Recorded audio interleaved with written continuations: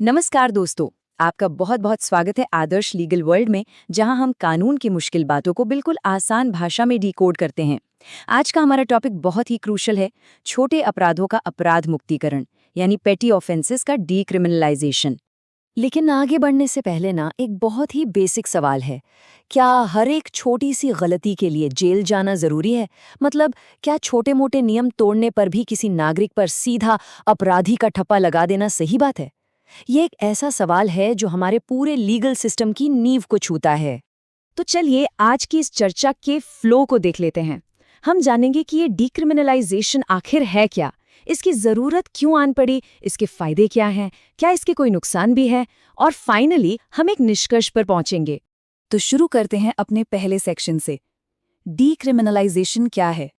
देखिए, बिल्कुल simple words में कहें तो डीक्रिमिनलाइजेशन का मतलब होता है कुछ छोटे और मामूली अपराधों को क्रिमिनल ऑफेंस की कैटेगरी से बाहर निकाल देना। अब इसका मतलब ये बिल्कुल नहीं है कि गलती करने पर कोई सजा ही नहीं मिलेगी। नहीं, ऐसा नहीं है। बस उन छोटी गलतियों को अब उस सख्त क्रिमिनल नजरिए से नहीं देखा जाएगा। अब आप सोच रहे होंगे कि असल जिंदगी में इसका क्या असर होगा। बड़ा बदलाव ये है कि इन छोटे मामलों में अब जेल की सजा का जो डर था वो खत्म कर दिया गया है। जवाबदेही अभी भी तय होगी, बिल्कुल होगी, लेकिन वो सिर्फ फाइन या सिविल पेनल्टी तक सीमित रहेगी। किसी को सीधे सलाखों के पीछे नहीं डाला जाएगा। चलिए इसे कुछ एकदम रियल लाइफ बिजनेस एग्जाम्पल से समझते हैं। जैसे मान लीजिए कंपनी नियमों के तहत रिटर्न फाइल करने में थोड़ी सी देरी हो गई, या लीगल मेट्रोलॉजी एक्ट के तहत पैकेजिंग पे कोई मामूली सी टेक्निकल मिस्टेक हो गई। पहले क्या होता था, ऐसी छोटी छोटी बातों के लिए भी छोटे व्यापारियों को जेल जाने का डर सताता रहता था।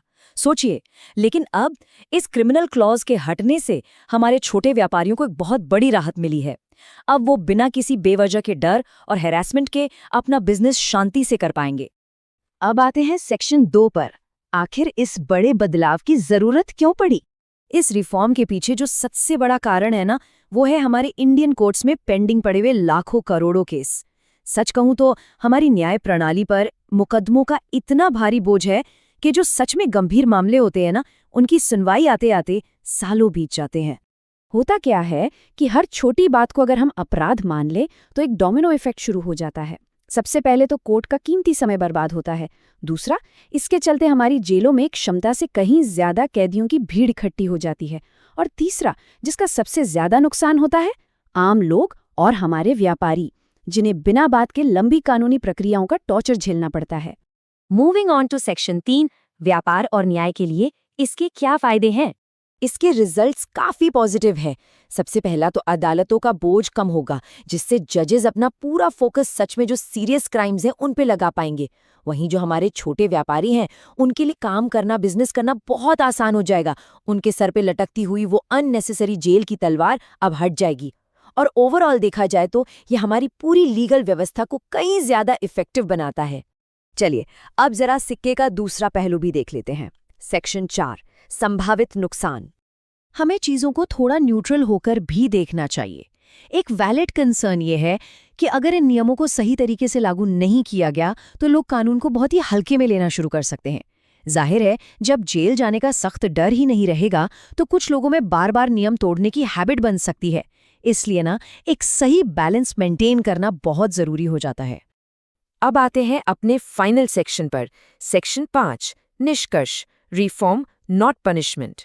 तो आज की इस पूरी चर्चा का जो सबसे क्रूशल पॉइंट है वो बस इस एक लाइन में छिपा है, सजा नहीं, सुधार। डीक्रिमिनलाइजेशन का मेन मोटिव हर छोटी गलती पर लोगों को अपराधी बनाना बिल्कुल नहीं है, बल्कि उन्हें एक मौका देना है कि वो अपनी गलतियां सुधार सकें। एक आइडियल लीगल सिस्टम वही है जहां एक परफेक्ट बैलेंस हो। एक तरफ कानून का डर भी बना रहे ताकि सोसाइटी में सब कुछ सही से चले, और दूसरी तरफ थोड़ी इंसानियत भी हो ताकि अनजाने में हुई छोटी गलतियों के लिए किसी के साथ बेवजह बहुत ज्यादा कठोरता ना हो। यही बैलेंस एक अच्छे समाज की पहचान है। तो दोस्तों, अब एक सवाल आप सभी के लिए। इस पूरे एनालिसिस के बाद आप डीक्रिमिनलाइजेशन के पक्ष में हैं या विरोध में? क्या आपको लगता है कि ये सही दिशा में उठाया गया कदम है? अपनी राय हमें नीचे कमेंट्स में जरूर बताइएगा। अगर आपको आज का ये विश्लेषण पसंद आया हो तो इसे लाइक करें, शेयर करें और हमारे चैनल आदर्श लीगल वर्ल्ड को सब्सक्राइब करना बिल्कुल ना भूलें। और हाँ, हमेशा याद रखें, कानून को जानिए, अपने अधिकार पहचानिए। हमारे साथ जुड़ने के लिए बहुत बहुत धन्यवाद।